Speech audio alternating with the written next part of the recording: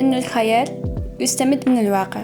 في مرة من المرات وأنا نتفرج في أحد المقابلات قالت الكاتبة هاري بوتر جملة بقات في بالي، أنه الخيال يستمد من الواقع. هنا تولات النقطة بزاف مهمة، وأنه كل شيء يدور في ذهننا يكزيستي وموجود في الواقع تاعنا، وأنه الخيال هو حاجة لابد منها أنه تكون كاينة، وهو أكثر ميزة تميز العقل البشري، لأن من الخيال نقدر نستوحيو فكرة، والفكرة هذه إذا خدمنا عليها ودرنا لها خطوات وخطة واضحة نقدر نحصل على هدف. أما الهدف هذا إذا خدمنا الخطوات اللي حطيناهم وإذا طبقنا ستيبس والخطة اللي حطيناها راح نقدر نحققه إلى واقع تاعنا. أعزائي المشاهدين، مرحبا بكم في فيديو جديد، نتمنى تكونوا كامل بخير وبصحة مليحة. قناتنا قناة مختصة بمواضيع عندها علاقة بالجمال الداخلي والجمال الخارجي This and Glow.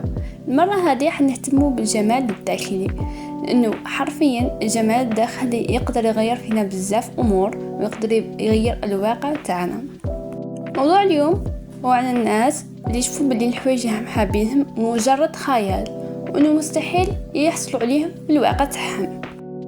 وقبل ما نبداو فيديو اليوم متنسوش ديروا لايك وتشتركوا في القناة باش يوصلكم كامل جديد. شكون فينا اللي مشافش الفيديو اللي يقولك بلي انه اي فكره تجي في عقل الانسان يقدر يحققها، لانه ربي ما يحطش في بالك فكره انت ما تقدرش انه تحققها. كامل تستوحينا هذه الفكره وكامل نتوقفوا عندها، لانه هذه هي الواقع تاع الكره الارضيه.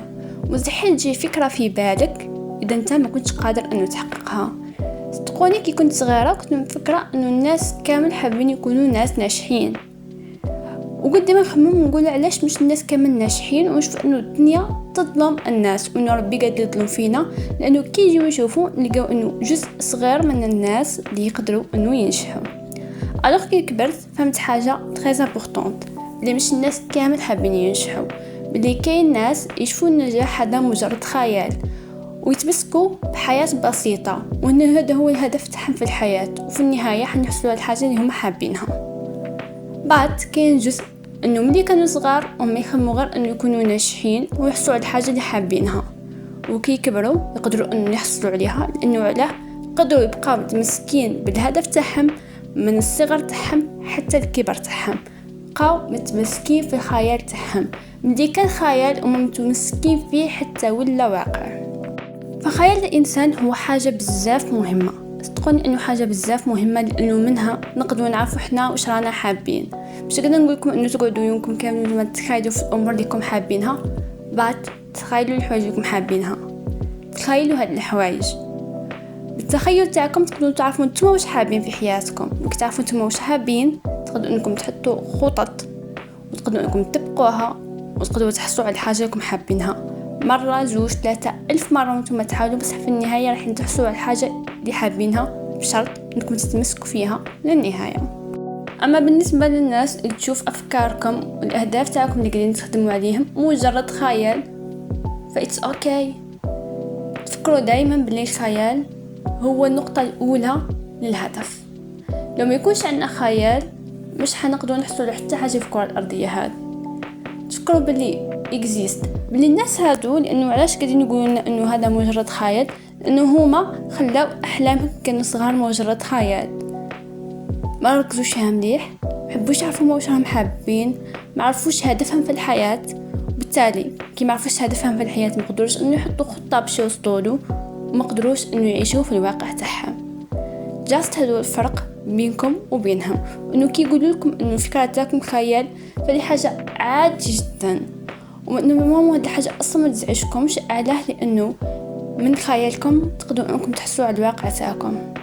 فإتس جود انه الانسان يكون عنده خيال واسع، الخيال تاعو اللي ما يخليلوش دي ليميت، بالعكس يخليه إليميتي ويحاول انه يخرج منه حوايج حاب يحصل عليهم في حياته، بشرط انه يتمسك فيه للنهايه. والشرط الثاني انه ما يودرش حياته هو يحلم. كاين مثل نحبه بزاف كي كنت صغيره سمعته يقولك بلي نصف الشيء اللي نحلموا به كنا نقدروا نحصلوا عليه بشرط انكم ما ضيعناش نص وقتنا في الاحلام. حنا نضيعوا نص وقتنا في الاحلام، وكاين فينا اللي يضيع حياته كامل هو يحلم. وقلتها من قبل في فيديو سابق ونعاود نقولها، انه الفرق ما بين الحلم والهدف شيء واحد. الحلم هو شيء يجيني في بالي نحب نعيشه في حياتي، الهدف هو تاني شيء يجيني في بالي وحب نعيشه في حياتي.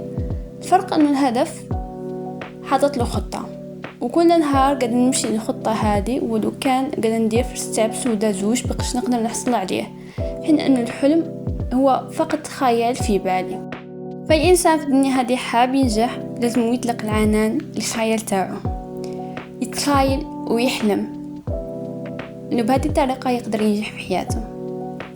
هذه هي أول خطوة صدقوني باش تقدروا تنجحوا في حياتكم، انكم تحلموا وتتخيلوا. احلموا وتخيلوا على قدكم وما تقدروا، باش تقدروا انكم تخرجوا نتوما واش حابين في حياتكم وتخدموا عليه. انه الاحلام مش حاجه سلبيه كما كنشوفوها كامل، باللي ممكن انه كاين الناس بزاف يشوفوا فيها انها اداه تدمير العقليه، لانه علاش؟ لانه معتمدينها فقط هي في حياتهم.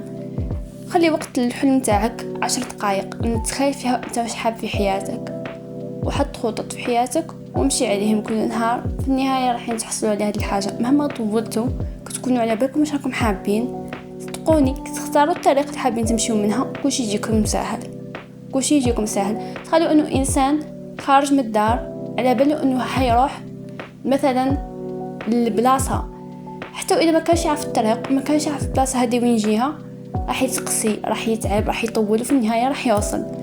وفرق ما بين انسان خارج من الدار هو ما عرفش اصلا هو وين رايح، هذا الانسان في النهايه راح يضيع. هذا هو الفرق بينكم وبين الانسان اللي يتخيل جاست انه يتخيل.